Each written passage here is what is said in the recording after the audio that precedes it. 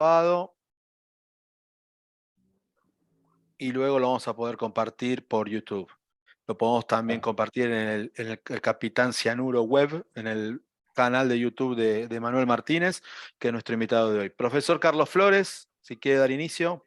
Bueno, muy bien, con las buenas tardes para todos y todas quienes están conectados en este momento en sala. Una bienvenida a este conversatorio o llamado foro también sobre dictaduras en América Latina en el siglo XXI. Para eso vamos a contar con la presencia del profesor Manuel Capitán, quien ahorita nos va a presentar su texto. Tenemos al profesor Mariano Meguino de la Universidad Arturo Jauretche de Argentina y quien les habla, Carlos Flores de la Institución Universitaria Colegio Mayor de Antioquia. Es un foro que queremos que también sea muy conversado a propósito de este tema, de lo que vamos a presentar en la tarde de hoy, con la idea de escuchar eh, preguntas, inquietudes o temas relacionados con esto tan apasionante como es la historia reciente o la historia más cercana que tenemos del siglo XX en América Latina. Entonces, bienvenidos y bienvenidas a los estudiantes que están conectados y conectadas de los diferentes países, en el caso de Colombia, en el caso de Argentina y los otros invitados, invitadas.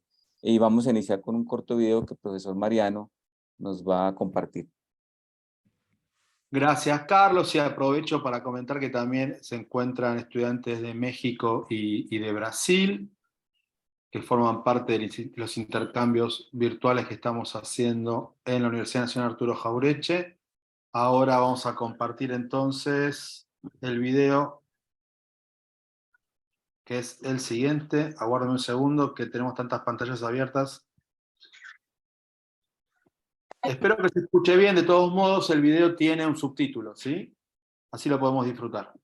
Dictaduras en América Latina. Una dictadura militar es una forma de gobierno autoritario que controla las libertades de expresión, un régimen cerrado en todos los campos de la educación, economía y opinión. Reprime las instituciones ejecutivas, legislativas y jurídicas que son controladas por las Fuerzas Armadas que impiden cualquier forma de control democrático. Características. La mayor parte de los dictadores militares latinoamericanos fueron formados en la Escuela de las Américas, institución que en el contexto de la Guerra Fría garantizó la fidelidad de los ejércitos latinoamericanos a la política exterior de los Estados Unidos. La dictadura militar es dirigida por una junta o un comité integrado por la dirección del Estado Mayor de los Militares. Argentina. Fue gobernada por juntas militares integradas por sus más altos representantes del ejército, la armada y la fuerza aérea. El presidente de la junta asume personalmente la jefatura del Estado, pero luego va rotando. Así ocurrió con el general Jorge Rafael Videla, quien tomó el poder tras un golpe de Estado en 1976. Uruguay. Sucedió entre 1973 y 1984 con Juan María Bordaberry, aunque allí hubo civiles que oficiaron de fachada cívico-militar. Chile. La dictadura del militar Augusto Pinochet Ugarte, entre 1973 y 1990, fue designado comandante en jefe del ejército por el presidente Salvador Allende, en reemplazo del renunciado general Carlos Prats. Dirigió, en medio de una crisis política, económica y social, un golpe de Estado que derrocó al gobierno de izquierdas. Desde ese momento, Pinochet gobernó el país, primero como presidente de la Junta Militar de Gobierno, y luego como presidente de la República. Aquí, se cometieron graves y diversas violaciones de los derechos humanos, razón por la cual ha sido criticada tanto en su país como en el resto del mundo. La dictadura militar está en las manos de un solo oficial, generalmente el comandante en jefe del ejército. Bolivia, con la dictadura del general Hugo Banzer, entre 1971 y 1978. Su régimen viró rápidamente desde una posición relativamente moderada a una de mayor represión. Suprimió el movimiento obrero, suspendió todos los derechos civiles y envió tropas a los centros mineros y una junta militar se hizo con el poder.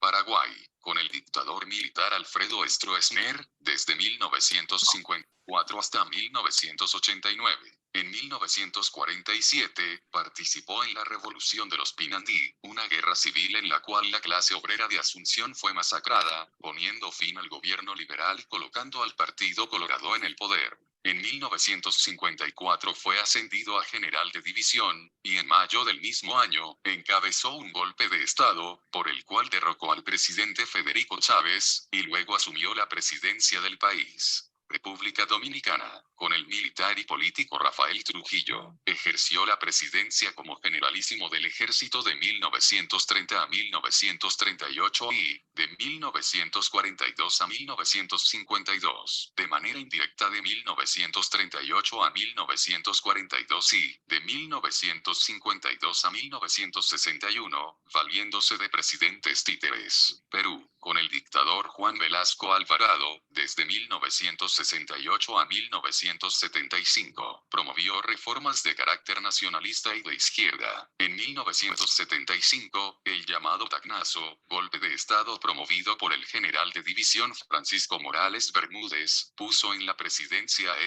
quien prosiguió el régimen militar con medidas más atemperadas. Ecuador, con Guillermo Rodríguez Lara, desde 1972 hasta 1976. Fue un político y agricultor ecuatoriano. Fue el hombre fuerte y dictador de Ecuador durante un lapso de casi 4 años, tras el derrocamiento pacífico de José María Velasco Ibarra. Colombia, con el general Gustavo Rojas Pinilla entre 1953 y 1957. Fue militar, ingeniero civil y político que tras un golpe de Estado al titular Laureano Gómez, ocupó la presidencia de Colombia. Su mandato se caracterizó por la realización de grandes obras de infraestructura.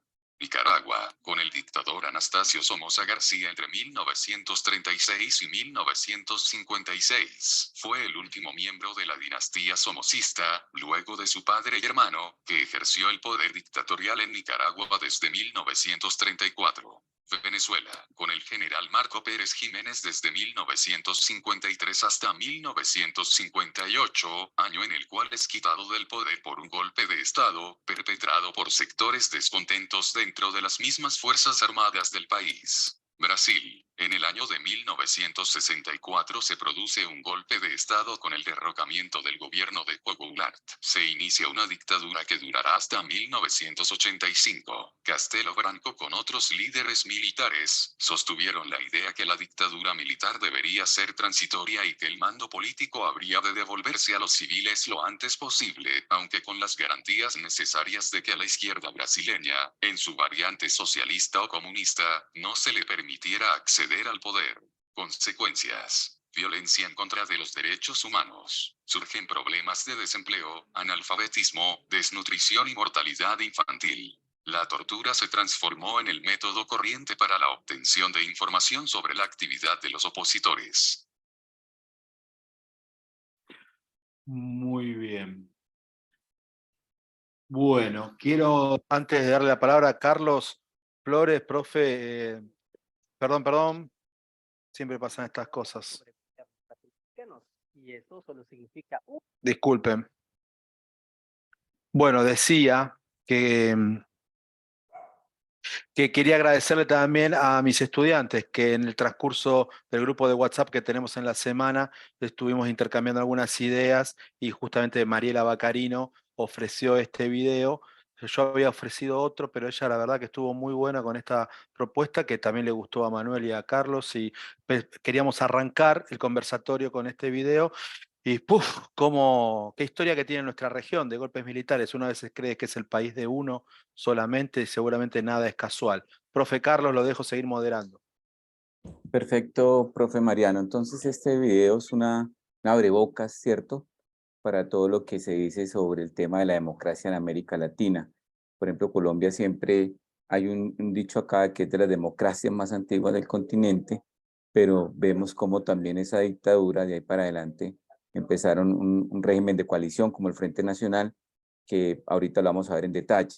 Y las otras que vimos, que lo contaba el profe Mariano, desconocemos de pronto lo que pasa al lado, ¿cierto? Muy concentrados cada uno en la historia de su país, pero muy importante mirar la historia de los vecinos.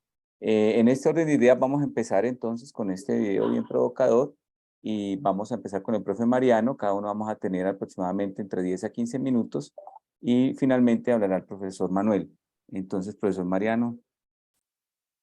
Bárbaro, muchas gracias. Yo tengo aquí en el PowerPoint que tengo preparado para compartir con ustedes algo que estuvimos un poco compartiendo con los estudiantes de la materia Organizaciones de la Sociedad Civil y Movimientos Sociales.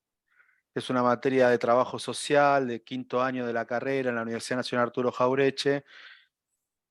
A ver, en Argentina, en el siglo XX, hubo 6 golpes de Estado, 6 interrupciones al régimen democrático, ¿sí? Desgraciadas, militares, genocidas, suspendiendo las garantías constitucionales, logrando que se militarice la política muchas veces, pero vamos a hacer un pantallazo rápido. Hablábamos con Mariela, si no me equivoco, estos días en el grupo de WhatsApp que tenemos en la materia, que decimos, en este momento Argentina está cumpliendo 40 años de democracia. La primera vez que tenemos 40 años ininterrumpidos sin que los militares asalten el poder.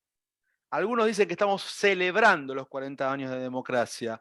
Mariela me decía, los estamos conmemorando porque hay muchos compañeros y compañeras que desaparecieron, que fueron asesinados, exiliados, bebés robados durante la última dictadura militar. Entonces, hablar de dictadura en Argentina, capaz que ahora vamos a hablar de la dictadura del 30, del 43, del 55, del 63, del 66, pero después de la dictadura del 76, de eso también tenemos que charlar, qué pasó en América Latina con el Plan Cóndor y en todas nuestras dictaduras a partir de la década del 70 sobre todo. Bien, ahí tienen un cuadro para que vean que no les miento. Son 6 golpes de Estado. El título de esta pequeña presentación es Argentina campeona del mundo en golpes de Estado, y esto tiene un doble juego, un chiste, el campeonato del mundo obtenido hace poco contra Francia en Qatar por la selección argentina, pero al mismo tiempo es una frase muy desagradable y muy desafortunada de un expresidente que hace 2 años dijo que se venía otro golpe de Estado en Argentina, es decir, tratando de desestabilizar al gobierno actual ante algunas debilidades que tiene. Un presidente que estuvo entre los años 2001-2002, Eduardo Duhalde, lo dijo en la prensa: Argentina es campeona del mundo en golpes de Estado, tratando de volver a esa enfermedad que tenemos como cuerpo social. Así que el título que anduvo circulando por ahí tenía una doble intención, de hacer de gancho, de hacer de chiste, pero también de reflexionar sobre los agoreros que llaman a la desestabilización. Bien, de estas 6 dictaduras podríamos hacer diferenciación entre las primeras 3 y 4 también, que son aquellas que llegan al poder, sacan al gobierno democrático de turno, tratan de hacer un borrón y cuenta nueva y llamar a elecciones rápidamente. Después las del 66 y las del 76, las 2 últimas, fueron con la propuesta de permanecer un largo periodo en el poder. Y siempre hubo un sujeto pueblo que se organizó para resistir a esa dictadura y para recuperar la democracia. La del 30, la de 1930, para muchos autores es un golpe de Estado con olor a petróleo. Hipólito Yrigoyen, uno de los presidentes más populares que tuvo la Argentina a principios de siglo, había nacionalizado, había la primera empresa estatal de petróleo del mundo, YPF, Yacimientos Petrolíferos Fiscales, había nacionalizado las bocas de expendio de la venta de lo que es el combustible, la gasolina, para nosotros la nafta, logrando que se redujera el precio del combustible, y esto afectaba a los intereses de la Standard Oil y de la Shell, ¿sí? De la ESO, que ahora creo que se llama Action, y de la Shell. Y el golpe de Estado del 30 se puede decir que Irigoyen estaba viejo, que Irigoyen cometía errores, que la crisis del 29, nada que no sea también quizás parte del debate, pero es un golpe de Estado con olor a petróleo, como dicen muchos autores. Bueno, después del gobierno de Irigoyen, del golpe de Estado, viene un proceso de dictadura militar y recuperamos la democracia con proscripciones. El Partido Radical, el partido de Irigoyen, no podía presentarse a elecciones, y los conservadores llevan adelante una serie de gobiernos nefastos, con fraude, con asesinatos a opositores. En el mismo Senado de la Nación se asesinó a un senador electo, a Enzo Bordavere, con acuerdos espurios con Gran Bretaña para seguir vendiendo carne, el pacto Roca-Runzmann, un pacto que para algunos autores es el estatuto legal del coloniaje, así lo llamaba Arturo Jaureche, el pensador que lleva el nombre de nuestra universidad, seguir siendo colonia británica a través de la venta de carne a Gran Bretaña, y en el año 43 hay un grupo de militares que irrumpe y hace un golpe de Estado echando a los conservadores del fraude. Entonces, para muchos esta es un golpe de Estado, una revolución menos mala que las otras, pero no deja de ser otro golpe de Estado, no deja de ser una marca de la sociedad argentina que no pudo construir una opción política para ganarle las elecciones a los tramposos, ¿sí?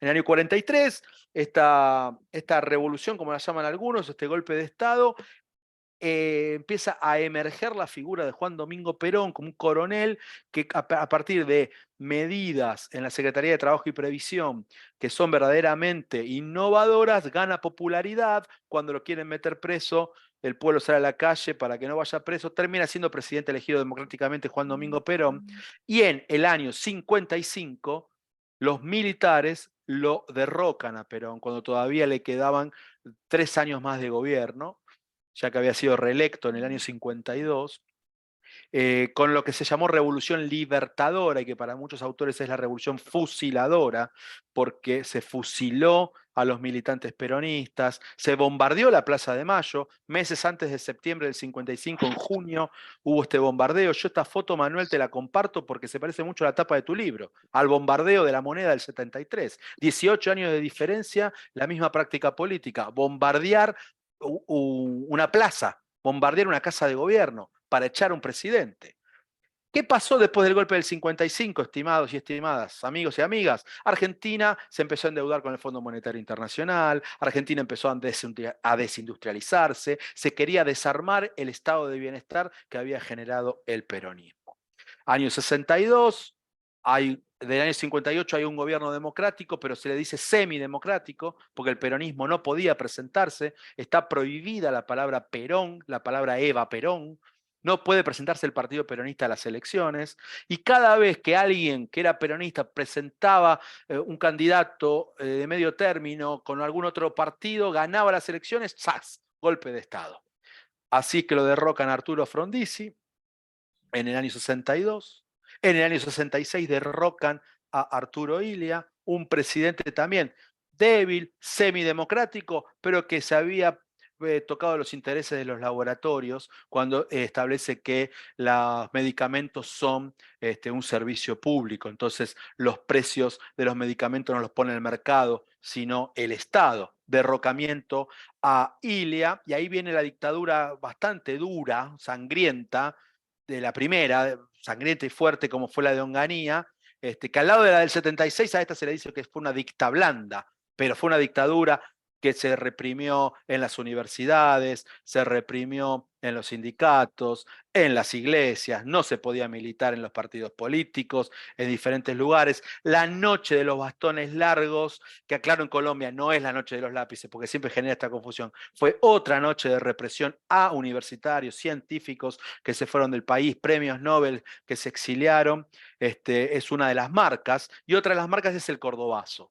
Cuando en el año 69 el pueblo de la provincia de Córdoba se levanta y pone en jaque a la dictadura de Onganía, que va a tener que irse, van a empezar otros militares a continuar con la dictadura militar hasta en el año 73 que vuelve la democracia. Pero después de la democracia recuperada en el año 73, a los 3 años viene la peor de las dictaduras, la dictadura del año 76 al 83, la que se denominó proceso de reorganización nacional. Quiere decir, voy a reorganizar a la nación, voy a desindustrializarla, el que está en contra va a ser un enemigo, por ende va a ser un terrorista, por ende lo voy a desaparecer. Esa fue la política que llevó adelante las Fuerzas Armadas a partir del año 76, derrocando a la primer presidenta mujer del mundo, María Estela Martínez de Perón, que era la vicepresidenta de Perón, que tomó la presidencia luego que Perón falleciera en el poder el 1 de julio del 74. María Estela Martínez de Perón no goza de buena imagen en la historia argentina como una presidenta que cometió muchísimos errores. Lo cierto es que estuvo presa hasta el año 81, cuando están presos, los varones presidentes que son depuestos no están presos 5 años. Eso siempre lo quiero resaltar, no por reivindicar una figura polémica como la de María Estela Martínez, sino porque hay muchas cosas para seguir revisando acerca de lo que ocurrió en el golpe del 24 de marzo del 76. ¿Qué ocurrió en Argentina y en el resto de la región con estos golpes de la década del 70? La deuda externa. Los países petroleros, como los petrodólares de los árabes, tenían muchísimo dinero que no tenían dónde colocarlo, lo colocan en bancos norteamericanos, los bancos norteamericanos no sabían qué hacer con ese dinero, necesitaban países y gobiernos entreguistas, débiles, que no tuvieran que dar respuesta a la prensa ni a la ciudadanía, y los endeudaron. Argentina tenía 6.000 millones de dólares de deuda externa en el año 76, termina con 40.000 millones de dólares en el año 83, cuando se va la dictadura. A todo esto, una desindustrialización, cambiar el aparato productivo del Estado argentino, de la nación, y la desaparición sistemática de personas, el robo de bebés. Denunciamos 30.000 desaparecidos, 500 hijos nacidos en cautiverio, que hemos recuperado la identidad de 133, aquí la lámina habla de 119, pero son 133 ya a partir del trabajo que hace la organización Abuelas de Plaza de Mayo. No olvidar a estas mujeres como las madres y las abuelas que junto a los sindicatos que resistieron a la dictadura y junto a nuestros héroes de Malvinas son a quienes les debemos la recuperación de la democracia. Hoy cumplimos en el 2023 40 años de democracia, pero no hay que olvidar que la democracia tiene muchas deudas pendientes todavía para con los más desfavorecidos, y tampoco hay que olvidar a todos los que dieron la vida para que permitan que hoy estemos viviendo en democracia. Se ha hecho muy conocido, y con esto termino, una película argentina, 1985, por el juicio de las juntas. Creo que, si estoy equivocado pido disculpas, pero sería el único país que al poco tiempo de recuperar la democracia pone en el banquillo de los acusados a los dictadores, a los genocidas, y los mete preso. Después hubo vaivenes. Ahora seguramente algunos de mis estudiantes me va a interpelar o a corregir, porque hubo idas y vueltas, hubo momentos donde hubo indultos, donde hubo amnistías, hubo recuperación de los juicios, hubo... lo que es cierto es que somos una sociedad de memoria, verdad y justicia, y que peleamos año a año, cada 24 de marzo, por la memoria, la verdad y la justicia. Nunca más es nuestro lema, para que no se repitan estos vejámenes desde el terrorismo de Estado, como ocurrió entre el año 76 y el 83. Espero haber cumplido con el tiempo, pero si alguno de mis estudiantes me quiere agregar algo, yo les prometí que iban a tener un espacio, profe Carlos. Perfecto, profe, muy juicioso con el tiempo. Como decimos acá en Colombia, muy juicioso. No sé si Juicioso. juicioso, sí, juicioso. No sé si alguno de los estudiantes del profe quiere anotar algo o seguimos con el orden y luego ya abrimos intervenciones. ¿Qué les parece? Bueno, a mí me Mariela. gustaría, sí, no, decir algo respecto a lo que dijo el profesor Mariano Meguino. Excelente el gráfico, lo que expuso, la euforia, ¿no?, con que lo transmitió.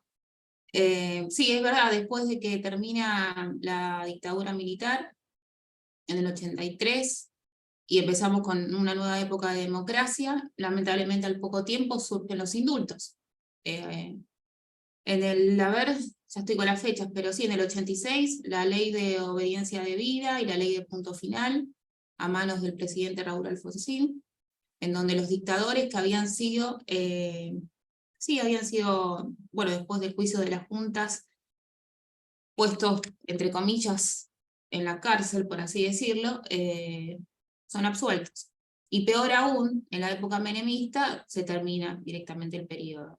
Entonces muchos de ellos quedan en libertad, otros por la edad que tenían van a lo que se dice una especie de prisión domiciliaria, que goza con muchísimos beneficios, y puntualmente a unos 5 o 6 kilómetros de la Universidad de Arturo Jauretche reside actualmente un ex genocida que fue muy perseguido, el doctor Antonio Vergés, que era un médico obstetra, que fue es el único acusado de la desaparición de los niños, ¿no? Hasta el día de hoy reside cómodamente en su domicilio en Quilmes. Actualmente hay un juicio que se llama el juicio de las brigadas, que son de los pozos clandestinos. En este caso, sería el pozo clandestino de Quilmes, Banfield, Lanús, el infierno de Avellaneda. Creo que el año pasado dio testimonios, y bueno, siguen como que le agregan 2 años más, 4 años más, pero es como que no incide porque es una persona que ya está en prisión domiciliaria, está bien, estamos hablando de un hombre de cerca de 80 años, ¿no? Pero digamos, tuvieron suerte con el rigor de la ley en ese sentido, pero a diferencia de otros países, y ni hablar, acá me excedo, ¿no? Pero ni hablar, por ejemplo, lo que pasó en España, que hasta el día de hoy siguen buscando a sus desaparecidos. Por lo menos nosotros pudimos poner en tela, pudimos sentenciar a los genocidas. Solo eso. Gracias, Mariela. No, de nada. Bueno, muy bien, entonces continuamos con la agenda. Voy a presentar brevemente, el profe Mariano tiene por ahí las diapositivas, también en el tiempo que tenemos para darle paso ahorita al profesor Manuel. Bueno, mientras que el profe va proyectando las diapositivas, quiero anotar que la dictadura en Colombia, también llamadas por muchos en ese momento la dicta blanda, ¿cierto? Así como anotaba el profe Mariano, no hemos tenido experiencia de una dictadura extensa como la de Chile, ni varias dictaduras, sino tuvimos solo una, o hemos tenido solo una en la década del 50. Así que el profe va avanzando con un hecho muy particular que fue a marcar esa coyuntura, y es la muerte del líder liberal Jorge Eliezer Gaitán, ¿cierto? Que lo vemos ahí en pantalla. El 9 de abril de 1948, que a propósito ahorita fueron 75 años. Ese 9 de abril de 1948, con la muerte de Gaitán, arranca una cosa en Bogotá que se denominó el Bogotazo, que fue un estallido, una explosión social de los líderes y de los seguidores de Gaitán liberales contra los conservadores, que acusaban a los conservadores de la muerte de Jorge Eliezer Gaitán. Ese Bogotazo prende la chispa para lo que nosotros llamamos aquí internamente la violencia política o violencia bipartidista entre liberales y conservadores, que va a marcar, digamos, esa década del 50. Esa muerte de Gaitán, que de pronto ustedes lo han escuchado, lleva a que en 1953, el 13 de junio, que a propósito estamos a 80 años de ese golpe de Estado, el teniente general Gustavo Rojas Pinilla asume esa noche la presidencia. Con una cosa particular, como anécdota, ese día Colombia tuvo 3 presidentes. En la mañana estaba el designado, que era Roberto Urdaneta. Laureano Gómez se ha retirado un tiempo atrás de la presidencia por problemas de salud, y ese mismo día retoma porque se da cuenta de todo lo que se estaba fraguando por parte de una fracción del Partido Conservador, los ospinistas, y obviamente una fracción muy importante de los militares, que frente a ese clima de violencia tan fuerte entre liberales y conservadores, estamos hablando de un periodo de 5 años de violencia política muy fuerte, de atrocidades muy grandes entre unos y otros, entre unas guerrillas liberales y unas bandas o digamos unas instituciones que eran apoyadas desde el gobierno, llamados por ejemplo policías chulavitas o los pájaros. Hay una novela de Cóndores no entierran todos los días que cuenta un poco eso, pero también hay mucha investigación sobre el periodo de la violencia. Entonces, frente a esa violencia tan generalizada, viene el golpe de Estado, ¿cierto? El golpe de los militares. Se da entonces en la mañana, estaba el designado, Laureano Gómez retoma como presidente titular en horas de la mañana, y lo primero que hace es que quiere destituir la cúpula militar. Urdaneta se niega a hacer eso, entonces Urdaneta renuncia, y si quiere la anterior profe donde estábamos, y finalmente Rojas Pinilla y la Junta de Militar y Rojas en cabeza asume el poder ese mismo día. Entonces en la mañana y hasta el mediodía 2 presidentes, y en la tarde-noche otro. Es muy curioso, ¿cierto?, tener 3 presidentes en un mismo día. Entonces, en el discurso, yo voy a leer un parrafito pequeño, cuando él asume el discurso, dice: ante la tremenda crisis política del país, textualmente Rojas Pinilla, la situación de orden público, el desasosiego nacional y otros hechos de serias implicaciones morales que culminaron con el relevo introspectivo del presidente Urdaneta Arbeláez, la destitución del ministro de Guerra y el retiro de altos oficiales de las fuerzas militares, permitiendo las fórmulas constitucionales y legales, las Fuerzas Armadas de la República, fieles a las supremas consignas que desde la historia les da el libertador Simón Bolívar y la patria misma, y con la exclusiva orientación de encauzar a Colombia por las vías de la unidad, tan profunda y largamente suspirada por todos los buenos colombianos, por las vías del orden fecundo, de la auténtica justicia para todos, del verdadero progreso para las comarcas, sin distingo de ninguna naturaleza, y de la paz ennoblecedora y mumificante, todo según los cánones primordiales dados por Jesucristo nuestro Señor y el libertador Simón Bolívar, han determinado hacerse cargo del gobierno del país las Fuerzas Armadas y llaman a los colombianos de buena voluntad, no corroídos por viles pasiones de secta ni por mezquinos intereses particulares y familiares, a firmar en la cruzada de la misma Colombia inmortal. Entonces, si ustedes van a ver los discursos, ¿cierto? Hay una mezcla muy interesante entre ese tema de, bueno, nosotros somos los que vamos a poner el orden frente a este caos que generó la violencia, el lema de la dictadura de la paz, justicia y progreso. Si quiere la próxima, profe. Yo trabajo mucho el tema de los imaginarios e identidades. Aquí tenemos una de las estampillas. El lema del gobierno era paz, justicia y libertad. Él empezó todo un proceso de pacificación, comillas, con las guerrillas liberales, desmontando. Él está el 13 de junio y en septiembre ya empieza el primer proceso de desarme de las guerrillas liberales, una de las más grandes, la que tenían en los llanos orientales. Por ejemplo, en esta estampilla, si ustedes observan, se presenta la imagen del general Rojas Pinilla celebrando el 13 de junio, día que se conmemora la toma del poder por parte del Ejército de Colombia. En la gráfica se pueden observar 3 elementos alusivos a su programa de gobierno que buscaba la paz con las guerrillas liberales, la paz representada con la paloma blanca, que ustedes la ven ahí en la parte superior, la paz representada con la paloma blanca, la justicia con la balanza y la libertad con las cadenas fragmentadas. Sin duda la paz como primer elemento de la estampilla quería transmitir la necesidad de llegar a acuerdos con las guerrillas liberales del momento, logrando su desmonte con el acuerdo firmado con las guerrillas del llano. El discurso de la justicia con políticas sociales de corte populista y existencialista es otro de los eslogans del gobierno de la dictadura y por supuesto la libertad hace referencia a la libertad de la influencia de las ideas liberales socialistas que promovían los liberales seguidores del gaitanismo. Siguiente, profe. Aunque hubo, la prensa fue censurada, ¿cierto? La gran prensa nacional no circuló. Chapete, que era uno de los caricaturistas de la época que sobrevive y hace una crítica política al régimen. Yo traigo apenas una aquí en este trabajo porque sería muy extenso presentarlas, pero por ejemplo en esta se encuentra el general Gustavo Rojas Pinilla en su atuendo de investidura militar. Nótese la diferencia del tamaño del cuerpo con la cabeza, ¿cierto? Es un elemento muy utilizado por los caricaturistas para representar la discusión del momento. El dibujante representa el tamaño del cuerpo más grande para dejar entrever el tamaño de las Fuerzas Armadas y el poder militar que el gobierno ostentaba. La cabeza es más pequeña porque representa lo insignificante del poder civil, pues en esta coyuntura histórica el poder político está en manos de los militares. Llama la atención el objeto que lleva en su mano derecha, pues en vez de llevar un arma, lleva un libro como sinónimo de su afán en suavizar la dictadura y agitar su programa de pacificación con el lema de paz, justicia y libertad, legitimando la idea de publicitarse como el presidente de la paz. Entonces él duró 4 años, ¿cierto? Entre el 53 al 57. ¿Cuáles fueron, digamos, las consecuencias más nefastas que tuvimos en la dictadura? Primero, un proceso de pacificación donde no hubo procesos de contar qué pasó en esa violencia, cuál fue la verdad, cuál fue el proceso de reparación, no existió ninguna cosa de esas. Hubo un armisticio, una amnistía general, y entonces ese ciclo de violencia no se cerró como se debió haber hecho. El desmonte, la desmovilización de las guerrillas liberales en un momento en que se agitaba todo este tema de la violencia.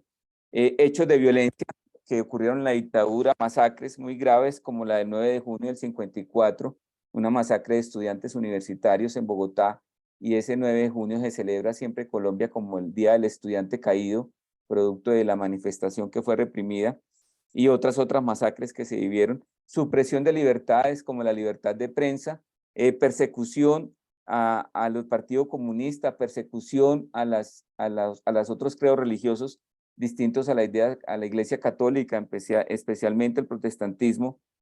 Varios municipios y departamentos pasaron a no tener gobernadores o alcaldes civiles, sino gobernadores y alcaldes militares, ¿cierto? Entonces, algunos lo llaman, no una dictadura, sino como una transición a lo que fue, digamos, la violencia y luego al Frente Nacional. Él renuncia el 10 de mayo de 1957 y entre el 10 de mayo de 1957 a las elecciones para escoger presidente el 7 de agosto del 58, en ese año se nombra una junta militar de gobierno para hacer la transición entre lo que iba a ser el pacto de régimen de coalición entre los dos partidos liberales, el Partido Liberal y el Partido Conservador. Se llama a la gente a un plebiscito para que, si está de acuerdo o no, con el pacto que se iba a hacer en ese momento, que se llamó Frente Nacional, en el cual en 16 años se iban a repartir el poder, 4 años el liberalismo, 4 años el conservatismo, 4 años el liberalismo y 4 años el conservatismo. Mediante un plebiscito se aprueba el Frente Nacional y Rojas Pinilla renuncia en el 57, viene una junta de gobierno militar conformado por 5 militares y van a estar entre mayo del 57 hasta agosto del 58, cuando se dan las elecciones para que llegue un presidente de corte pues democrático y se desmonta la junta militar que también la había nombrado Rojas Pinilla, ¿cierto? Entonces tenemos acá, porque ya me fueron los 15 minutos, los 13, 15 minutos, profe, este es el discurso de la posesión que leí un fragmento, luego viene el otro discurso, bueno, algunos fragmentos de cuando se suspenden o se clausuran la prensa y se suspenden otra serie de libertades, y el otro discurso que él pronunció, que me parece muy importante, es cuando renuncia, ¿cierto? La Junta Militar, 5 miembros de la Junta Militar reemplazan a Rojas, y el discurso de posesión de la Junta Militar dice lo siguiente, un pequeño fragmento ya para cerrar esta parte, profe. Con motivo de la dimisión del cargo del presidente de la República hecha por el teniente general Gustavo Rojas Pinilla, hace unas horas nos dirigimos a vosotros como vuestro padre y pastor para invitaros encarecidamente a guardar la compostura y serenidad indispensable en un momento como el presente, ¿cierto? Fíjense el discurso, dirigirse a la Junta Militar como padre y pastor, la parte católica y la parte pues política, para dirigir a Colombia de en adelante, mientras que se hacía el régimen o el pacto del Frente Nacional. En los momentos actuales de nuestra historia, los ojos de todos han vuelto hacia la Iglesia Católica y su sagrada jerarquía, y han reclamado una voz orientadora. En este momento presente, esta voz de orientación es de la que colaboréis a la pacificación de la sociedad y os abstengáis de todo lo que pueda perturbarla. Renovamos sobre cada uno de nuestros hijos en el Señor Jesucristo y sobre la patria entera nuestra bendición de paz en el nombre del Padre, del Hijo y del Espíritu Santo. Amén. Esto pareciera que estuviera hablando más un monseñor de la Iglesia Católica, ¿cierto? Por toda la connotación que tenían estos militares y este credo, pues, relacionado con el catolicismo. Y aquí ya está Rojas, ¿cierto? Donde ya se retira. La caricatura dice, se lo quiere poner mi general de Ruana al Senado, porque luego, posteriormente, él va a crear un partido de oposición al Frente Nacional, paradójicamente, él estando dentro de esa idea de conformación de un frente, él luego se opone al Frente Nacional, va a crear la NAPO, la Alianza Nacional Popular, se presentan las elecciones del 70 y la NAPO va a ser el germen de la creación posteriormente, 2 años, 3 años más tarde del M19. Pero bueno, yo dejaría hasta ahí, ¿cierto? Ese es un poco rápidamente lo que fue la dictadura de Rojas Pinilla. También podemos dejar, profe, algunos enlaces donde están estos documentos, donde están estos textos originales de la época para que quiera profundizar un poco más, tener un mayor conocimiento. Tanto esta presentación como la mía la vamos a compartir en nuestras respectivas grupos de estudiantes, donde están las referencias. Has sido vos mucho más prolijo con referencias bibliográficas y demás. Lo mío no fue tanto, pero me comprometo después, si necesitan algo, de acercarlo. Perfecto, profe. Entonces, continuemos, vamos Carlos, a dar... presentando al invitado. Perfecto. Entonces, para cerrar, no sé si con broche de oro o no sé con qué tipo de broche, profe, ya usted nos dirá. Vamos a cerrar el foro con una presentación del libro del profesor Manuel Capitán Cianuro, ¿cierto? Un libro muy sugestivo porque en la dictadura cumple 50 años y el profe se dio la tarea de tener ese texto que es muy significativo para esta discusión. Así que, profe, bienvenido y cuéntanos un poco el libro, en qué consiste y de qué manera podemos acercarnos un poco a ese trabajo que nos parece muy interesante. Buenas tardes a todos. La verdad que 50 años del golpe en Chile, testimonios, es un testimonial. Me puse a trabajar en el mes de noviembre buscando testimonios de diferentes personas que vivieron desde áreas indistintas. Ese 11 de septiembre fatídico donde se rompe una tradición democrática. Si bien es cierto, Chile tuvo del año 27 al 31 un golpe de Estado, paradójicamente después ese dictador va a la urna y gana una elección. Es Carlos Ibáñez del Campo. Pero nosotros tenemos se supone que siempre se miró a Chile como una democracia relativamente estable, perfecta y todo lo demás. que el año 73 se rompe una tradición democrática donde un militar golpista, pero traidor además, porque había sido el día 23 de agosto nombrado como comandante en jefe del ejército, a exactamente menos de un mes termina dándole un golpe de Estado al presidente Allende. Mariano decía en un momento que sí, el Palacio de Gobierno, o sea, la Plaza de Mayo había sido bombardeado. Paradójicamente aquí no solamente se bombardea el Palacio de Gobierno, sino se termina asesinando al presidente, que además no depone el bando como ellos querían que era una rendición absoluta, lo iban a subir a un avión. Hay una conversación entre dos generales, que Pinochet no está en el área del combate, sino está Carvajal, que es su lugarteniente, y dice en una grabación de radio, rendición absoluta. Lo suben a un avión y cuando vaya en el aire se cae el avión, se mata la perra, se acaba la leva. Paradójicamente, esos son los términos iniciales de una no sé cómo llamarlo, de una histeria colectiva social donde los civiles y los militares se confabulan, pero no solamente Chile, sino Latinoamérica.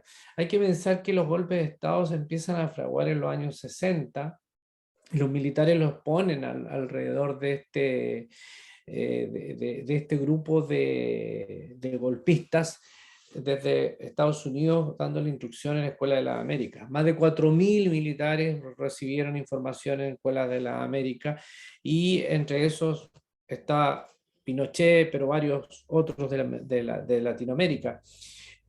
A diferencia de lo que sucede en Argentina, que sí hay lugares, muchos lugares para la memoria, y la verdad rescataron la memoria. A mí me da gusto, porque yo cuando voy a Argentina veo que hay lugares memoriales.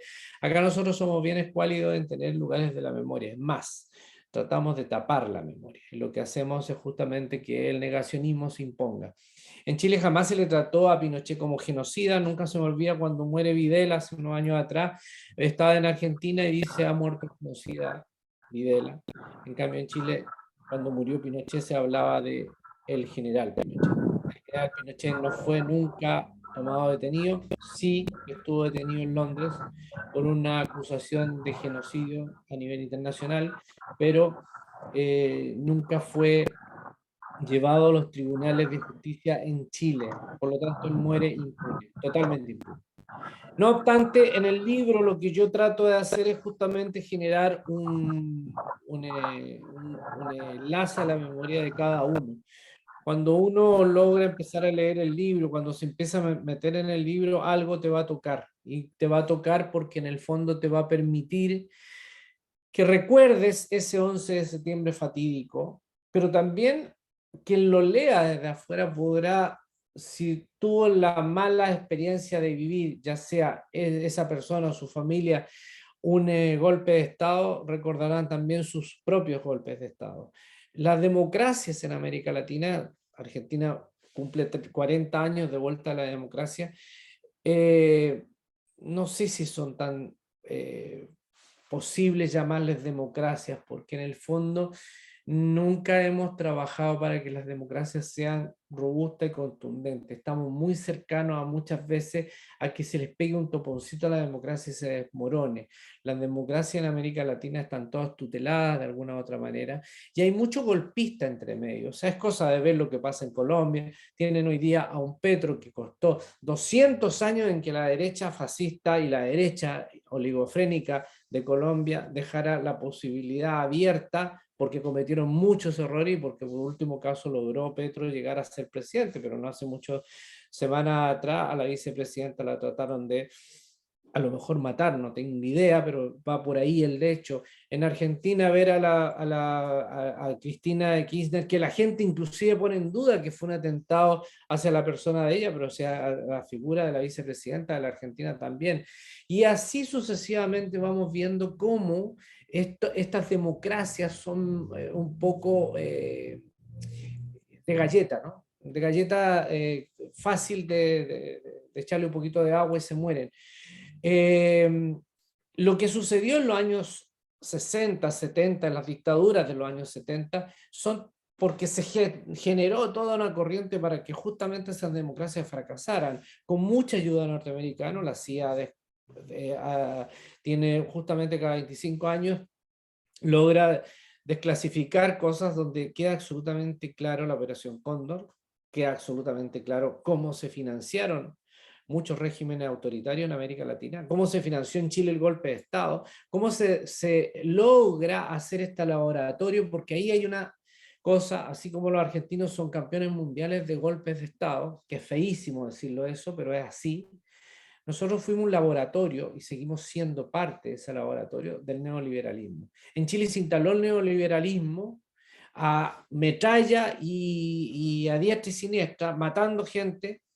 307 niños fueron asesinados en este país. Niños, ¿qué le hacían a una dictadura a un niño? Pero muchas veces se puede entender que eso también es la forma de amedrentar a una familia o a un abuelo que no lo van a matar, pero le van a decir, sabes que te maté a tu nieto porque eres parte de un movimiento que a mí me incomoda.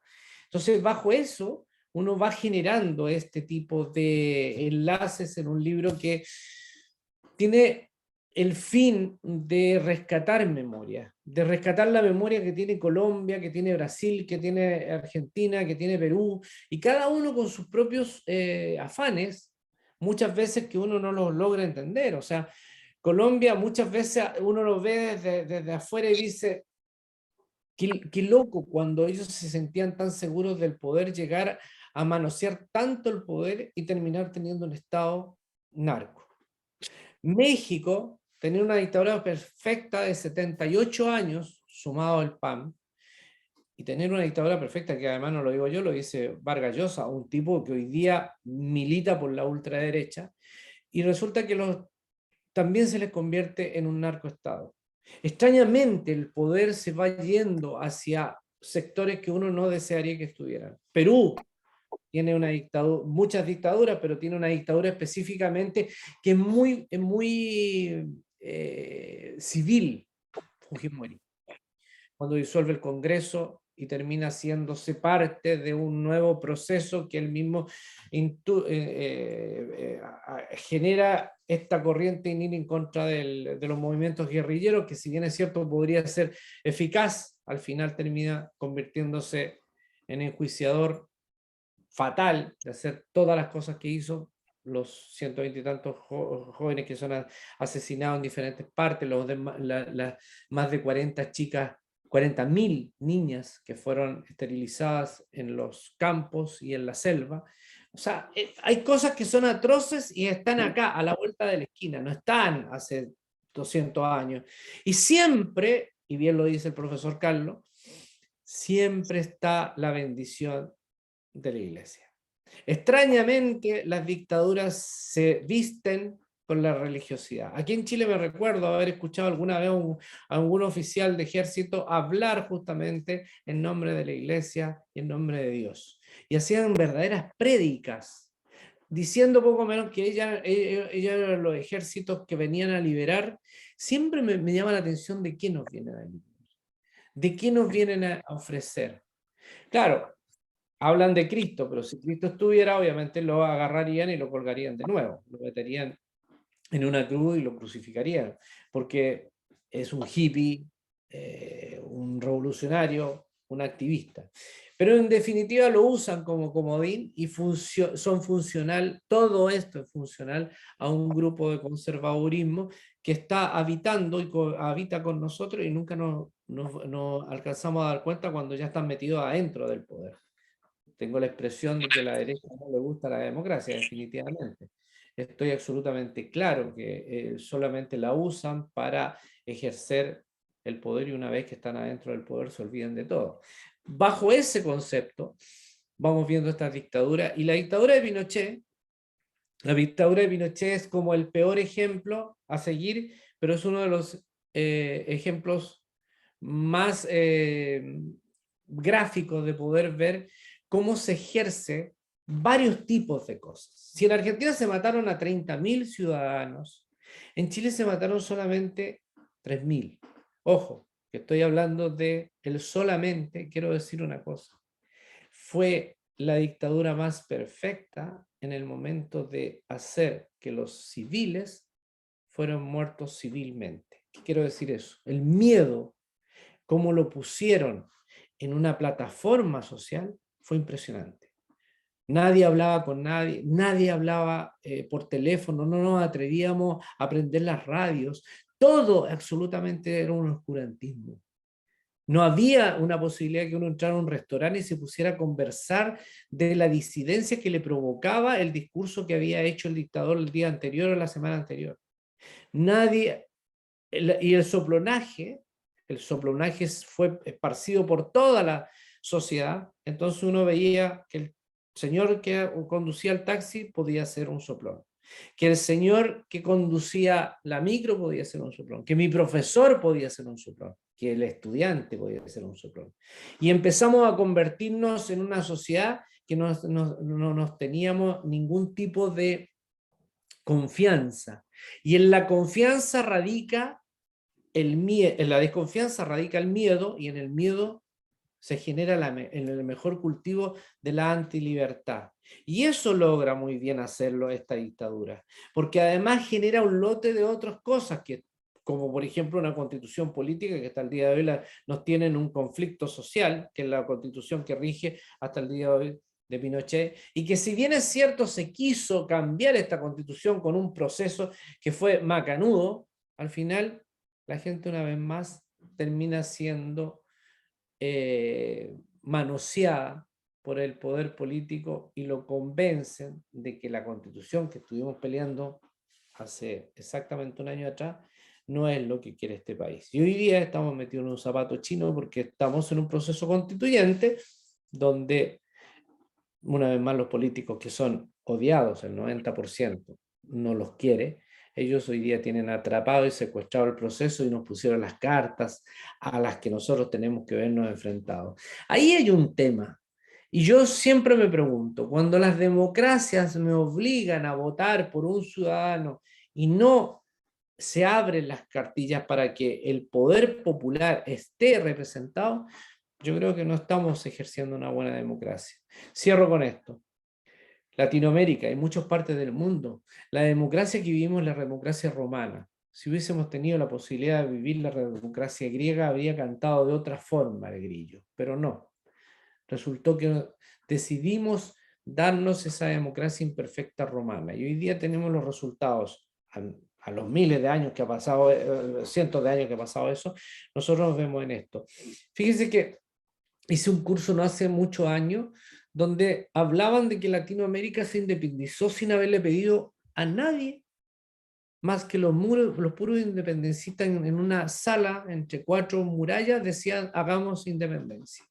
Los yanquis, a pesar de todo lo que uno pueda tener en contra de ellos, se reunieron 13 representantes de estados, votaron y llegaron a la convicción que querían ser independientes. Hicieron un acto mucho más democrático que lo que yo podría, sin merecer, a San Martín, a Bolívar, a O'Higgins y a otros más, pero entre ellos generaron los puntos de convergencia para que pudiésemos ser independientes.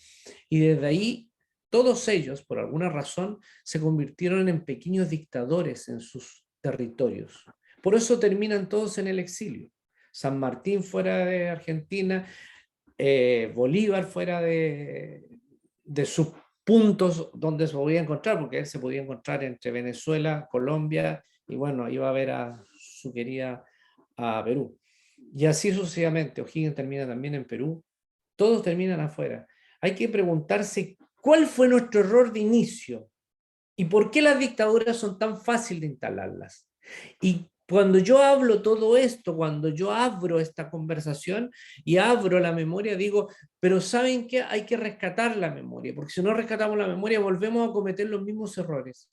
Por eso el negacionista espera que no abramos ningún cofre que huela a muerto, porque él tiene su persona comprometida en ese muerto, su ser comprometido en ese muerto, sus manos las tienen limpias. Por eso es interesante que en cada uno de los países que uno puede recorrer, pero también en los países donde ustedes habitan, hablen de sus memorias, hablen de sus golpes de Estado, hablen de sus estados putrefactos que han tenido, hablen del Uribe que han tenido, que ha sido un putrefacto ser en Colombia. Hablar de lo que significa hoy día gente que está alrededor de él generando algún tipo de situaciones que no podrían ser las más democráticas. Hablar en Argentina, por ejemplo, de lo que es Milei, hoy día en la mañana lo volví a escuchar y ha crecido de una manera desproporcional porque los populismos crecen cuando no hay liderazgo y cuando tampoco hay gente que pueda llevar una palabra más concreta hacia a lo que necesita la gallada. Hoy día están buscando líderes y como no se encuentran líderes aparecen estos populistas que dicen yo soy libertario, yo soy un republicano, yo me he visto con la bandera de mi país y eso pareciera que me da algún estatus diferente al tuyo. Y desde ahí generamos cualquier cosa. Por lo tanto hay que tener cuidado y por eso mismo el rescate de la memoria, vuelvo a decir, y me parece muy bien lo que hace Argentina en muchos planos. Bueno, también tienen algunas leyes que son bastante absurdas, pero en muchos planos está y existe todavía la posibilidad de seguir rescatando la memoria. Y mientras haya un desaparecido y mientras exista una persona que nos esté reclamando esa justicia que no llegó, hay que seguir trabajando por ello. Por eso a mí no me cuesta hablar de esto, ni aquí, ni en Argentina, ni a donde me toque. Porque si está en nuestra memoria, están en nuestra historia. Todos esos que en algún momento podrían estar con nosotros conversando, y no los dejamos. No los dejamos ni siquiera nacer. O los secuestramos y los mandamos a otro lugar que nunca supieron como pasó en Argentina. Como los niños que mataron en Chile en la dictadura. ¿Qué hacía un niño de 7 años siendo asesinado? Un niño de 11 años siendo asesinado. ¿Qué daño le puede hacer un niño a una sociedad? Hay que eliminarlos. ¿Por qué? Porque vienen de una familia que podía ser contraria al sistema. Por eso creo que los libros, cualquiera sea, pero los libros que hablen de memoria, nos permiten justamente no quedarnos con eso que ya pasó. El otro día alguien me decía, ¿pero qué te metí en la memoria? Si ya pasó, si fuera por eso, los cristianos nos recordarían en Semana Santa la crucifixión de Cristo. Si es por eso, no nos recordaríamos ninguno de nuestros muertos de la familia. Si es por eso, entonces dejemos todo atrás y no hagamos ninguna memoria de nada. La memoria es importante y la memoria hay que rescatarla día tras día y abrir las conversaciones de la forma que lo hicieron hoy día los dos profesores que recuerdan algo que no es lo mejor, pero hay que tenerlo claro. Hay dictaduras y hay dictadores y hay gente que es capaz de apretar el gatillo y volverse a convertir en el dictador.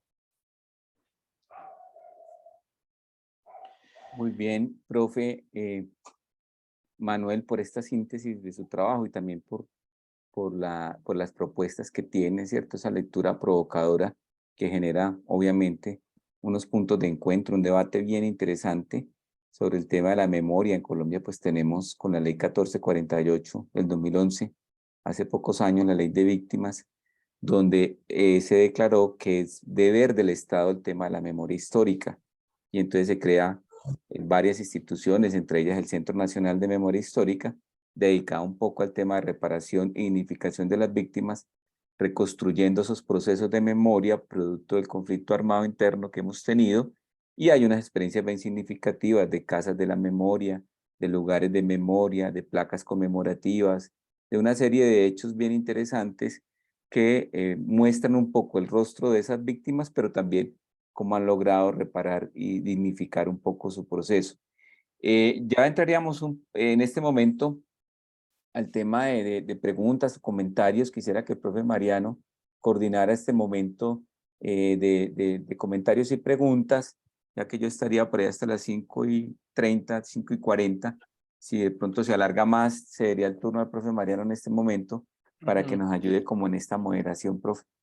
Aclaración, cuando Carlos dice las 5:30, no se asusten, son las 7:30 de Argentina, hay 2 Bueno, horitas de sí. diferencia. En Chile no sé la Y en hora. Chile hay... Son las Pero bueno, 6:30. Y el compañero es la misma Brian, que es de México, debe estar también por allá volando, no sé qué hora por sea en eso. México. Pero bueno, sí, recordar, pedirles a todos y a todas si podemos encender las cámaras, así nos vemos, nos sacamos algunas fotos. Somos casi 30 personas en la sala, de Brasil, de México, de Colombia, de Chile y de Argentina. Parece que es para celebrar, que es un encuentro interesante, que va a quedar grabado, que vamos a poder hacer trabajos. Yo le voy a pedir a mis estudiantes que hagamos algún tipo de trabajo de reflexión sobre lo que estamos hablando, esperándolo a la visita de Manuel, que será en nuestra universidad allí por el 10 de mayo. Sí, es el momento de preguntas. Quizás no puedo dejar de comentar que en Argentina todos los centros clandestinos de detención, ahí quizás Mariela me corrija, creo que fueron detectados alrededor de 400 durante la última dictadura militar. La gran mayoría de ellos hoy son centros de memoria. Muchas veces uno visita un centro de memoria y está conviviendo con una guarnición militar, como me pasó a mí en Trelew. Es bastante así, urticante, interpelador, pero bueno, también bregamos por fuerzas armadas que defiendan los derechos humanos.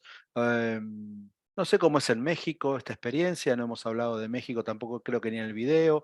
No sé, en Brasil, qué nos pueden comentar, o preguntas hacia Manuel con respecto a su obra. Es un libro con 22 testimonios acerca de cómo, acudiendo a la memoria sobre todo, ¿no? Desde el 2023 hablar de algo que ocurrió 50 años atrás. ¿Alguien que quiera hacer alguna pregunta, comentario? Mariela. Sí, a mí me gustaría preguntarle, estaba escuchando su relato. Lo primero que se me vino a la imagen fue aquella imagen del año 2019, cuando los jóvenes chilenos se impusieron contra el aumento del tarifazo al Metrobús o al colectivo. Y se juntaron en una plaza y bueno, muchísima gente, y esa icónica foto de subidos en un monumento hacia la bandera, hermosa foto. Recuerdo que acá se transmitió desde aquí mucho, y cuando le hacían preguntas a los chicos, porque eran jóvenes, adolescentes, ellos decían, no, yo estoy acá aunque mis padres no quieran.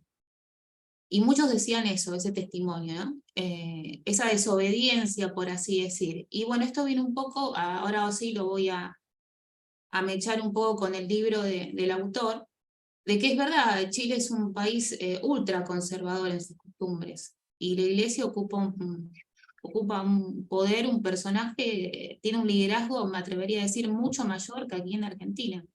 Entonces, haber reconstruido esos 22 testimonios, dijo, ¿no?, que tiene en el libro, haber hecho todo esa recopilación de memoria, ¿cómo le costó? ¿Cuál fue el grado que tuvo o cuál fue el grado que usted dijo, acá hay un hueco, acá hay un quiebre, hay algo en donde sigo preguntando, no pregunto, me quedo, dado que estas personas también vienen con una crianza sí, conservadora? ¿Tuvo ahí alguna dificultad o directamente fue un diálogo fluido? No, la verdad no tengo dificultad. Primero te voy a contar algo que me llama mucho la atención.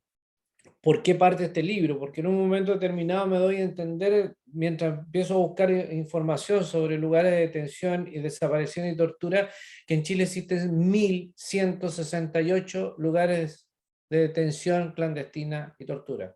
O sea, tiene mucho más que en la Argentina. O sea, en Más de cada 1000, profe, más de ciudad 1000. habían 2, 3, 5 lugares de detención y exterminio. Y era loquísimo. Entonces, bajo eso digo yo, pero a ver, si en mi ciudad, que tiene 60.000 habitantes, en algún lugar los metieron, ¿qué hay ahí? Y empecé a buscar. Primero partí por eso. Y de repente dije, ¿y qué pasa si yo le empiezo a preguntar a la gente, a mi vecino, a los vecinos cercanos, a algún amigo, a alguien que tenga mi edad o sea mayor que yo, qué le sucedió el 11 de septiembre? ¿Cómo vives ese golpe de Estado? ¿Qué estabas haciendo esa mañana cuando el presidente se dirige al país en una forma muy distinta a cualquier cosa, despidiéndose del país y diciendo no me voy a rendir? Y tratando inclusive a quienes lo están dando el golpe de Estado que no va a entregar el poder porque él se debe al voto popular. Es rarísimo, y por eso genero una situación de conversación con personas que van apareciendo, y que voy conectando unos con otros, si ese es el tema, se va conectando una persona con otra. Yo partí hablando con mi padre, que él me cuenta un par de historias, que o como familia las vivimos, pero me cuenta de alguien que está dentro del libro. Voy a ser muy breve, pero en el fondo es un militar que sería como raso, ¿no? Que los mandaban debajo de los puentes a dispararle a la policía que traía detenidos, asesinar a todos los que pasaran por sobre ese puente, para después salir con la justificación de decir que habían habido enfrentamientos y habían muerto policías y extremistas. Entonces este militar, hastiado de aquello que recibía orden, termina con dos amigos demacrando el rostro y el cuerpo a balazos de unos muertos, y dejan sus placas sobre ellos y deciden desaparecerse ellos. Hasta el año pasado, Manuel Tirarín, que yo lo pongo en el libro, vivió en la ciudad de Constitución, nunca se hizo visible, vivió siempre en la clandestinidad de él mismo. Para él era muy fuerte recordar ese momento que le tocó vivir, pero él se autogeneró, entre comillas, una muerte civil. Y la carta que le llegó a las pocas semanas a su madre, en la ciudad de Constitución, decía: su hijo ha muerto en servicio activo.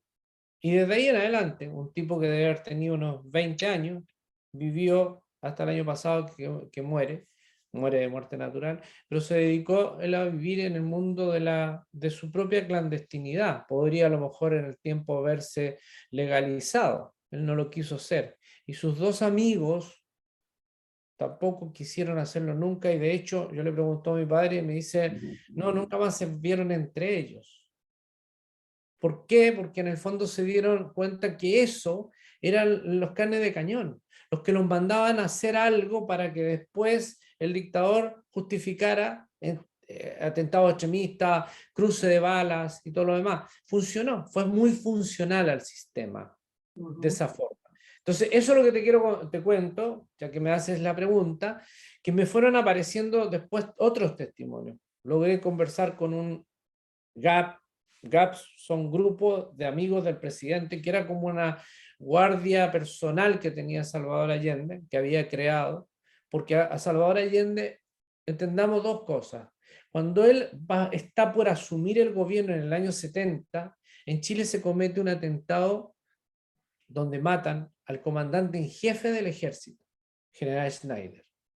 Lo matan a 3 semanas de que él tomara el mando de la nación. Desestabilizar desde antes que entrara al gobierno. Y un mes antes de que le fueran a dar un golpe de Estado, como un llamado de atención, poco antes de agosto, le asesinan a su edecán. Son 2 grupos paramilitares de ultraderecha. Por lo tanto, siempre hubo una inestabilidad. En el año 72 se dio un tancazo con un general al mando que quería dar un golpe de Estado. Pinochet se antepuso a ese tancazo y fue leal con su grupo porque estaban programando otro tipo de acción y no era ese momento. En el año 73 ellos se ponen de acuerdo, las 4 ramas del ejército dan un golpe de Estado. Entonces los testimonios que me van apareciendo, como por ejemplo este GAP, que es un guardia que logra sobrevivir porque casi todos los GAP fueron tomados detenidos y fusilados. Este GAP vive en una zona sur y él me da su testimonio y me cuenta un poco lo que vivió esa mañana del enfrentamiento con la infantería del ejército, generando calles que uno cuando se va metiendo se va dando cuenta. Yo por esas calles he andado muchas veces, he ido a comprar algo. Bueno, era la ciudad que se había transformado en una guerra de guerrillas, donde el ejército estaba en contra de un puñado de civiles, porque no era un ejército de civiles en contra de un ejército de militares. Que eso a lo mejor en América Latina, si uno lo va viendo en otros lugares, se calcó de otra manera, diciendo siempre que habían grandes grupos armados en contra del ejército. En Chile se dijo en los primeros años que en Chile existían 30.000 cubanos que habían venido a defender el gobierno de Salvador Allende y ellos habían tenido que pelear contra nosotros. Nunca existieron los 30.000 cubanos, nunca existieron ningún grupo paramilitar mayor en número, ni tampoco, de hecho Salvador Allende nunca estuvo de acuerdo que se armara el pueblo, porque él creía en la vida democrática para el Estado socialista que él quería imponer. Por lo tanto, ahí hay un tema, y por eso no me cuesta mucho ir conversando, porque es como una posta. Alguien te va recomendando a otra persona y te va diciendo, mira, entrevístate a fulano. Y van apareciendo también gente que yo veo que son dignos de ser entrevistados, como Magdalena, que es una señora hoy día de tener cerca de 70 años, que a esa altura tenía más o menos 18, 19 años, y que fue tomada presa, la torturaron y la exiliaron por el hecho de ponerse a buscar en los cuarteles militares a su marido que había sido secuestrado e incomunicado. O sea, por el hecho de ir a buscar a su marido termina siendo torturada y exiliada. Y en el exilio se vuelven a encontrar con su marido. Por eso siento que estas formas de dictadura, por lo menos la dictadura que se hizo en Chile, fue muy eficaz, si lo vemos en lo grueso. Porque yo lograba sacar de la fila, y esto es verídico, sacaban de la fila del PAN a cualquier persona y la fusilaban. Esto es muy parecido a lo que sucedió en la Revolución Española, en el movimiento franquista. Matar por matar, para hacer que la gente tome miedo. Si me matan a un vecino, obviamente tengo miedo. En mi casa nosotros, parte de mi testimonio, en mi casa nosotros, yo tenía 6 años, me prohibieron poner la foto de Salvador Allende, o sea, tener la foto de Salvador Allende, no tengo ninguna acá, pero era una foto que la había recortado al diario. Mi padre me dijo, hay que botar todo, hay que quemar todo. Así que desaparecimos todo lo que tuviera que ver con relación a la Unidad Popular.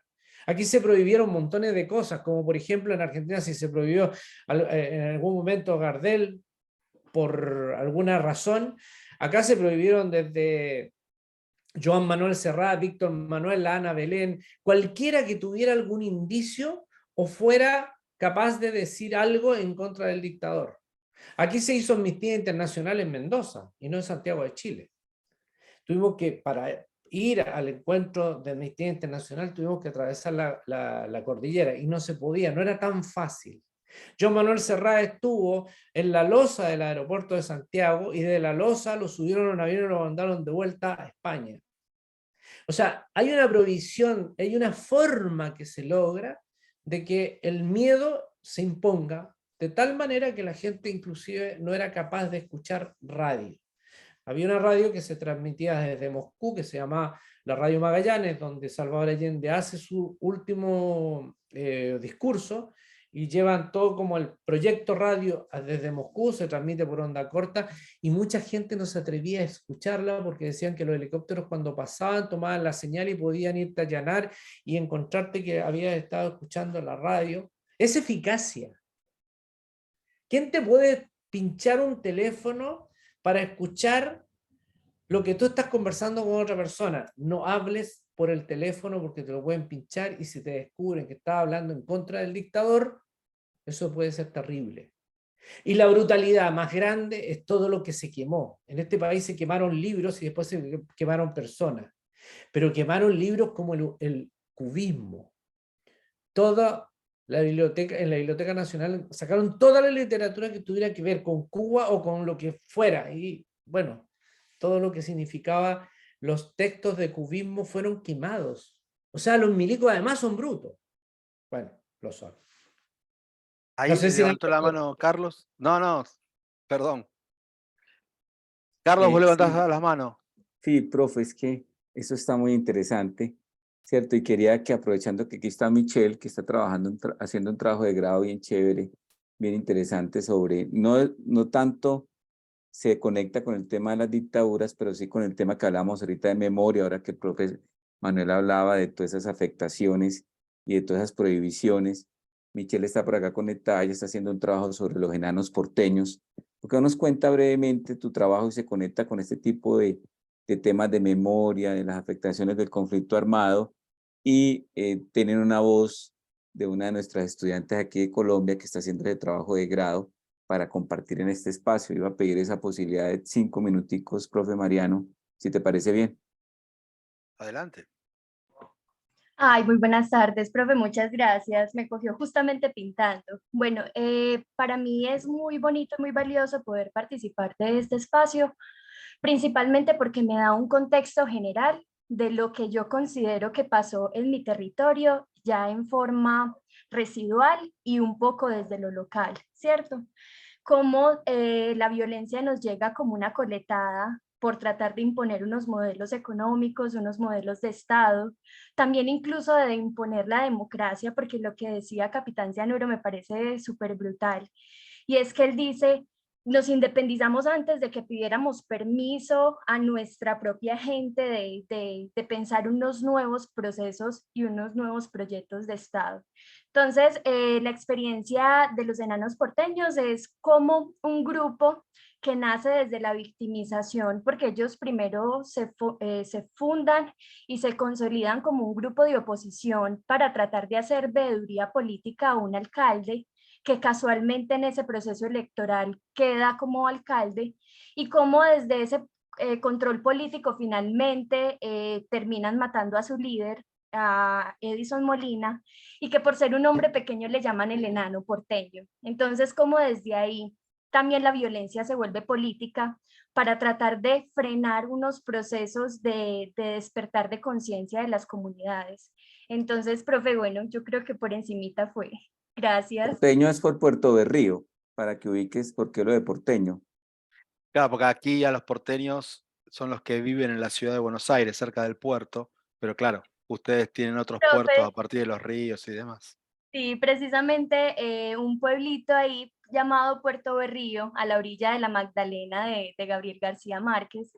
Es un pueblito así súper bonito ribereño que nace en ese proceso de industrialización, un poco insípido de los centros urbanos, que en específico fue Medellín.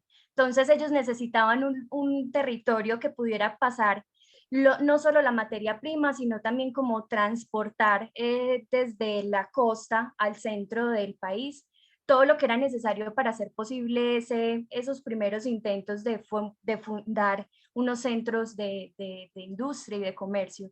Entonces ahí nace Puerto Berrío. Nosotros somos de gentilicio, nos llaman los porteños. Y particularmente esta historia pues nos toca mucho porque se vuelve uno de esos cuentos que nos dan cohesión para poder sentirnos de algún lugar, para poder sentir como identidad, para sentir que pertenecemos. Entonces ha sido todo un proceso de recuperar la memoria, de trascender el miedo, de ir a preguntar, porque siempre te dicen como cuidado porque estás preguntando donde no deberías, pero es necesario preguntar para que quienes se fueron sigan aquí, para que no se vuelvan parte de una cifra, sino que sean unas historias que nos permitan reescribirnos no solo a nosotros como disciplina, sino reescribirnos a nosotros como población, como ciudadanos de este país. Entonces ha sido un acercamiento también como lo que pasó en Argentina, y es como el valor de la mujer tratando de averiguar la ausencia y por qué no está mi hijo, y que no puede ser gratuito la idea de que fue una mano oscura la que viene y nos quita a nuestros muchachos. Queremos saber quiénes son esos que se están llevando a los muchachos. Entonces es una convergencia bonita porque son el papel de las mujeres, también el papel de esa implantación del Estado a la fuerza y no desde un proceso natural y espontáneo de los territorios. Y esa memoria histórica como forma de resignificar eso que nos pasó, que fue violento y que necesita ser nombrado para que pueda ser sanado y que no se repita en el futuro. Muchas gracias. Muy interpelador tu intervención. Sé que mis compañeras estudiantes están trabajando temas parecidos, por lo menos por lo que estuve charlando con Mariela últimamente, temas de memoria, temas también del protagonismo y el rol de la mujer en estas luchas contrahegemónicas. Así que seguramente después podemos quedar en contacto de alguna manera para que no se enfríe, que eso está buenísimo, que la pandemia nos permitió empezar a encontrar estas herramientas para estar los latinoamericanos y latinoamericanas más juntos. ¿Quién más quiere hacer algún comentario? Preguntas a Manuel, a Profe, profe usted ha sugerido Carlos. una foto antes de que se nos desmonte la reunión. No sé Sí, sí, si por pueden prender supuesto. más cámaras y si quiere usted toma la foto, allá el profe Ahí está encontró con la él. foto de Salvador Allende de la que habla Manuel. Solamente quiero contar algo muy casi Una linda, romántico. una linda Esta anécdota, sí, foto, sí. claro, esta foto es la foto que en su momento yo me prohíbe mi padre que la guarde. Entonces yo, faltando a ese guardar, sí la guardo. Pero a los días de pasado encuentro la foto y me reprende y me dice, no es broma que si nos llegan a encontrar por una foto, aquí podría pasar algo y nos podrían allanar y en fin. Entonces él me quita la foto, pero yo nunca sé más de la foto. El 2014 mi madre muere y cuando empezamos a buscar las cosas que dejan los personajes que parten, había una libreta y dentro de esa libreta estaba la foto de Salvador Allende. Romántico. Muy simbólico, profe, muy significativo, muy interesante. Profe, el libro, ¿cómo hacemos para conseguirlo? Bueno, el libro se va a soltar a digital en 4 meses. Mientras tanto está en físico. Ahora vamos a Buenos Aires con el libro en físico. Vamos a estar en la Feria del Libro de Guadalajara para que Brian, si anda por alguna parte cercana, eso en noviembre, diciembre. Y bueno, vamos a estar en Lima también, pero el libro se suelta más o menos en 4 meses más en digital. Ahora, si me invitan a Medellín, yo voy feliz con el libro. Estamos presentando en diferentes lugares el libro. Estoy haciendo una gira mientras... a ver, María dijo algo muy, muy interesante. No, la memoria es tan importante para que la gente para que los nuestros no se conviertan en números, en cifras. Y queden en esa cifra que yo digo, 307 niños, oh, qué horrible, pero son 307 que son seres almas. Son 30.000 almas en Argentina. Que no se conviertan en cifras. Porque cifras son lo que uno puede ganar en un salario, lo que son esta reproducción de tasas, los libros, ¿cuántos libros sacaste? Es un ser humano, es un ser humano, indivisible, incapaz de ser repetido.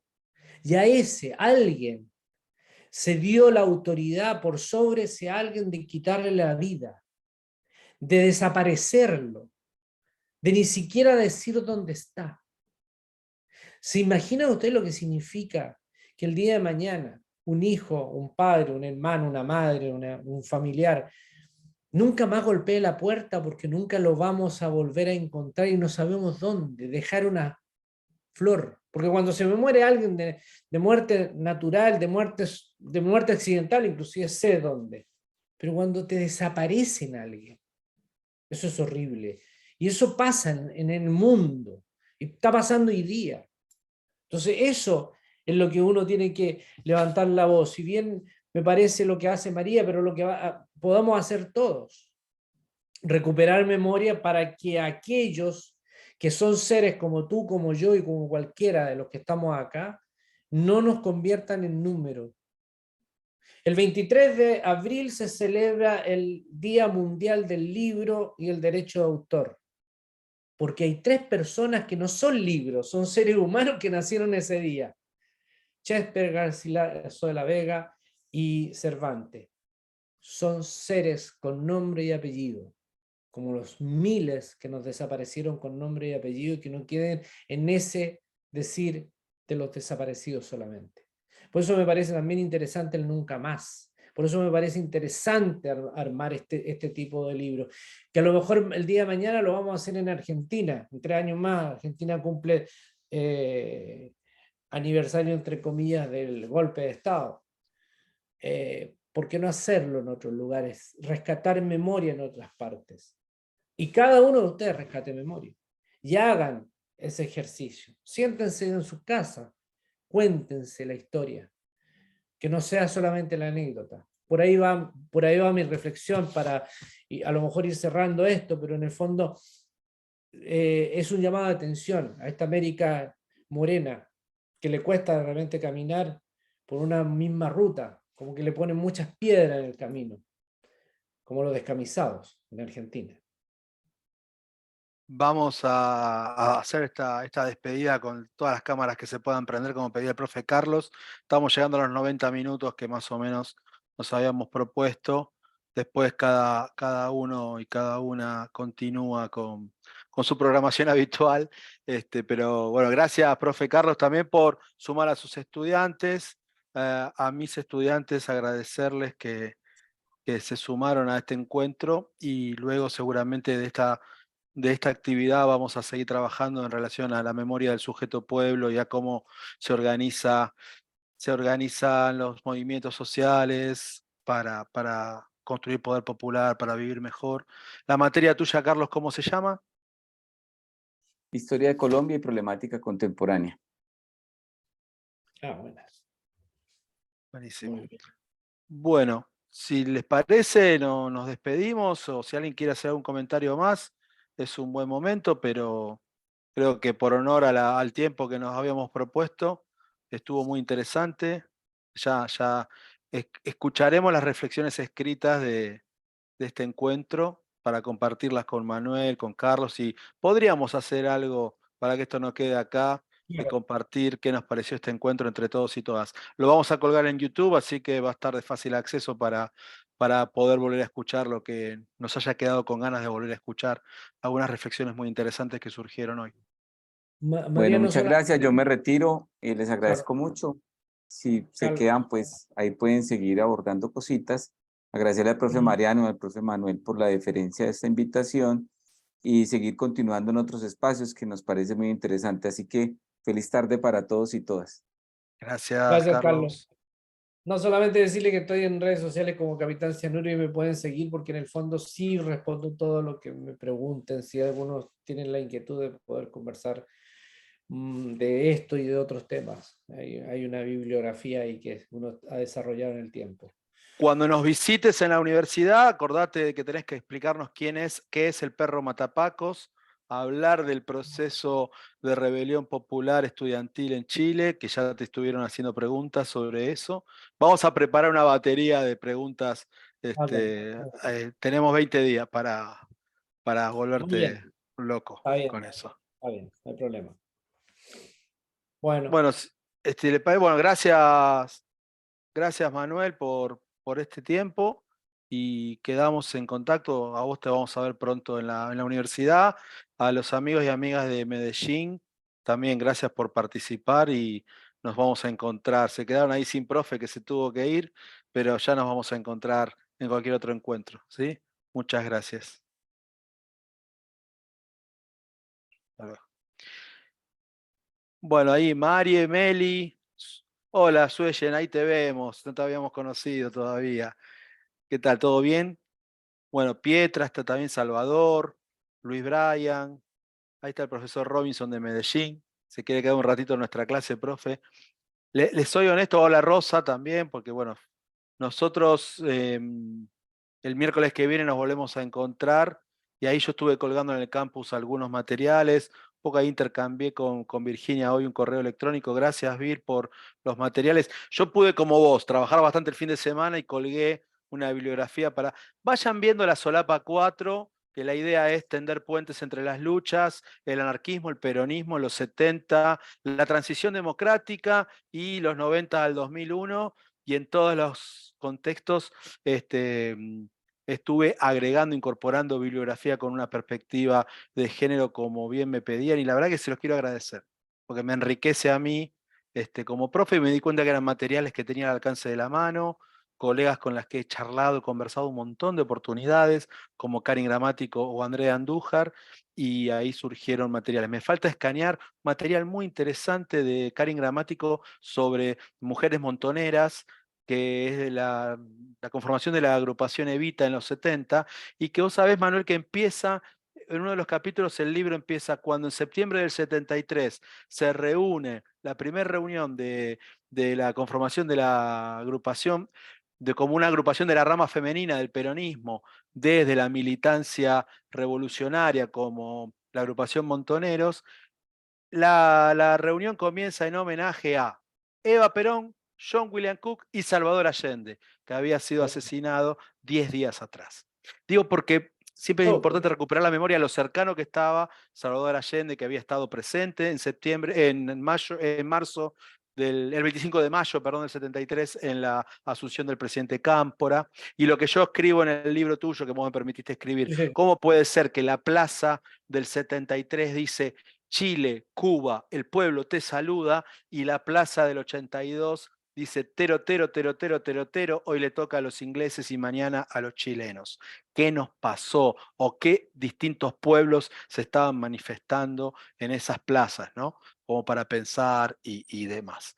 Entonces, no, yo a mis compas le propongo eso, si podemos ir indagando, el miércoles que viene, tranqui, armamos la actividad que propongo, pero ustedes vayan viendo, igual podemos seguir por el WhatsApp, la bibliografía que está propuesta, lo que Virginia me acercó hoy, lo voy a subir. La verdad que no tuve nada de tiempo, pero lo vi, está Andújar ahí presente, hay otros materiales muy buenos. Capaz que se nos hace una bola y digo, bueno, cada uno elija lo que le parezca. Periodo histórico y sujeto pueblo que vamos a identificar, anarquismo, peronismo, los 70, la transición democrática o los 90, y de repente hay textos que son más de crónicas periodísticas tipo Felipe Piña y textos más profundos que a partir de la iniciativa de la charla del miércoles pasado surgieron.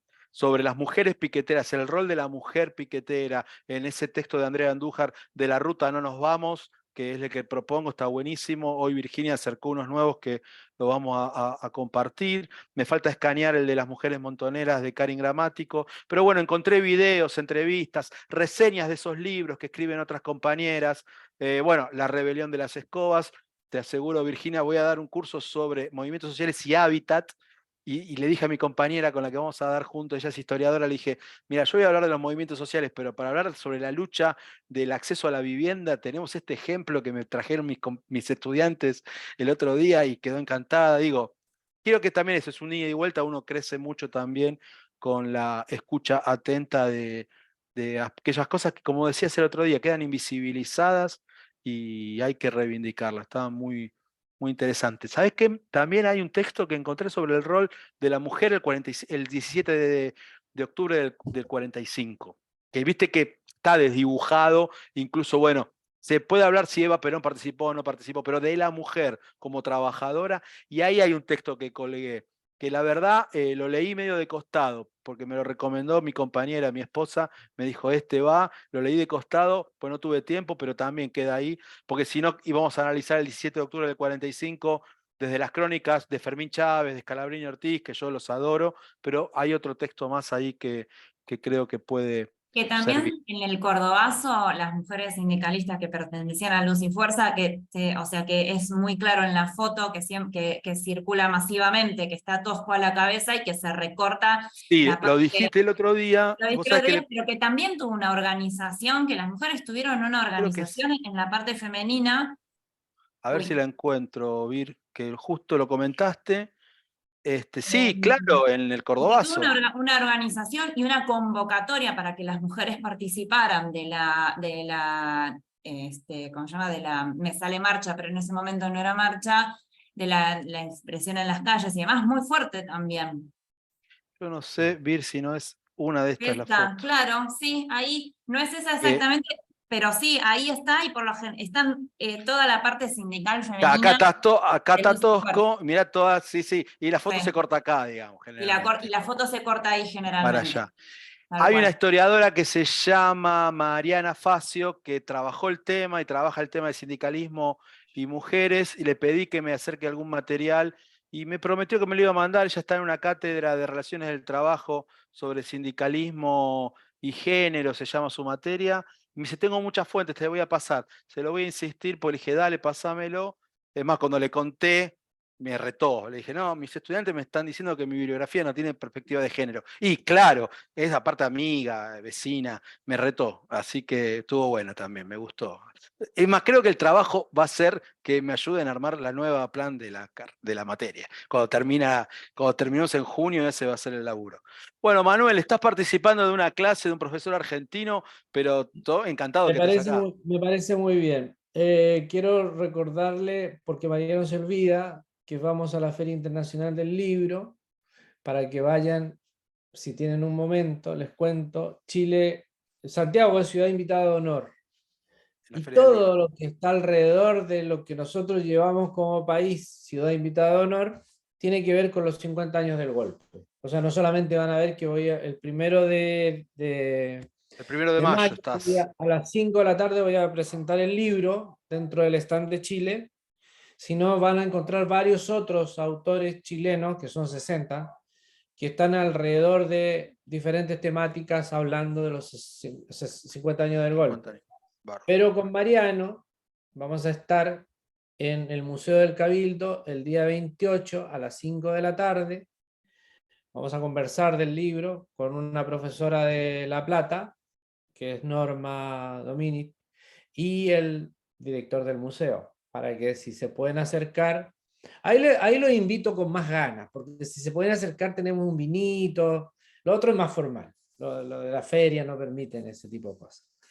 Bien. Pero Vino para chileno, que ¿no? nos veamos por allá. No, vino argentino, Mariano, no puedo entrar vino chileno. ¿Tú sabes lo que pasa? Que los mismos que se adueñaron de las viñas argentinas, que son chilenos, hicieron una prohibición de meter vino chileno porque ellos quieren que el vino mendocino de San Luis... Pero para vos me trajiste un vino el año pasado. Bueno, Que no, esto es para no traerme el regalo, me parece. vos te Era puedo llevar pisco. yo te puedo llevar Claro. Lo que te quiero No, decir que sí, está Conchitoro, por bien, ejemplo, Conchitoro hoy día tiene Conchitoro en Mendoza. Claro, claro, claro, Los claro. Ginciaschi Entonces, compraron varias viñas en San Luis.